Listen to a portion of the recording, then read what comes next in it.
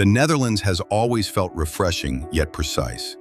Unlike Germany's stern order, Dutch pragmatism carries a bright sense of freedom.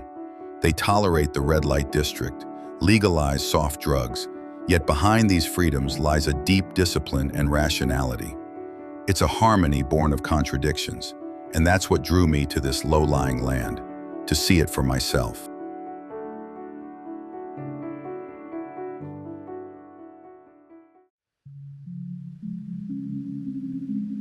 To understand the Netherlands, you have to start with geography.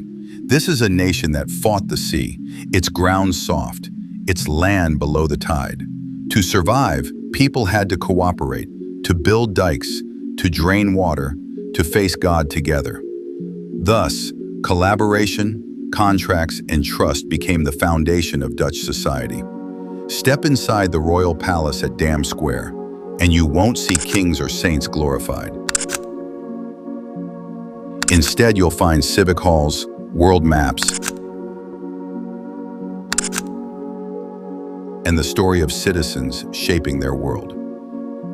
Amsterdam's royal palace represents the rule of law and civic cooperation. For those of us from Taiwan, it reveals a history we've never known, a freedom born from facing nature together and building order through reason.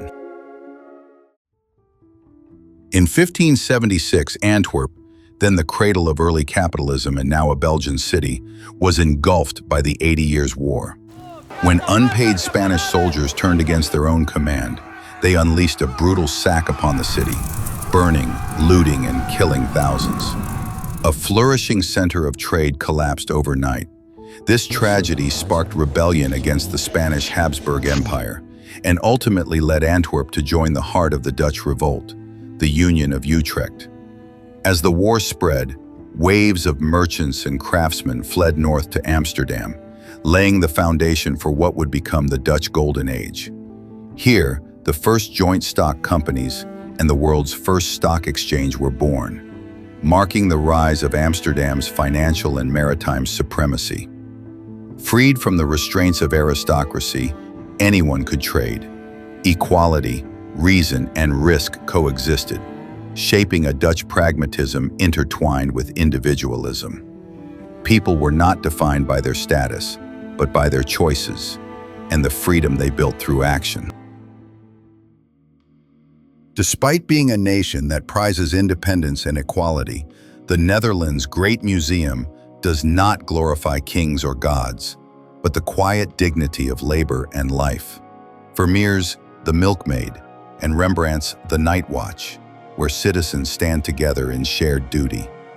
These works reflect how reason and freedom become everyday dignity, and yet, the Netherlands still retains its monarchy, not out of loyalty to power, but out of respect for history and collective identity. King Willem-Alexander, also a commercial pilot, embodies a balance between humility and tradition. The color orange no longer represents royal authority, but the spirit of unity, a reminder that even in a rational society, emotion and heritage still have their place. After turning 30, travel stopped being about sights and landmarks. It became a way to understand how culture forms, how language shapes the way people think. I began to treasure the tiredness, the small talks, the wrong turns.